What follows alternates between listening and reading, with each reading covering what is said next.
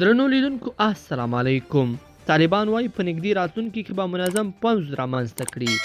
د طالبانو لوی درستیز فصیح الدین وایي چې نږدې راتلونکي کې به یو منظم او ځواکمن پوځ جوړ کړي. د طالبانو لوی درستیز چې نن کابل ښار کې یوې راټولېدنې ته خبرې کولې وویل چې د پوځ جوړېدو لپاره سلا مشورې روانې دي.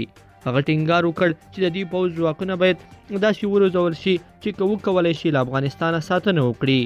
نوموړي زیاته کړه طالبان هغه خلک دي چې د قومیت او مقاومت په نوم له ډیموکراسۍ ملاتړ او د شل کلنو لاسته راوړنو خوندیتوب لپاره د دې ډلې په وړاندې درېږي ځکه ځپل کیږي.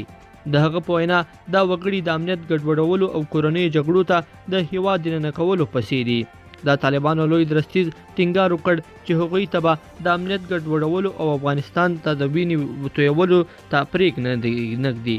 که څه هم ځینې راپورونه وایي چې د تیر حکومت ځینې پوځیان بیرته خپلو دندو ته غوښتل شوي دي، خو په دې اړه طالبانو تر دا مهاله خپل کوم رسمي دریځ نه دی اعلان کړی. بلخوا د امریکا بهرنیو چارو وزارت وایي د افغان ښځو او نجونو لپاره د یو اجرایوي پوست جوړېدو پریکړه شوې ده.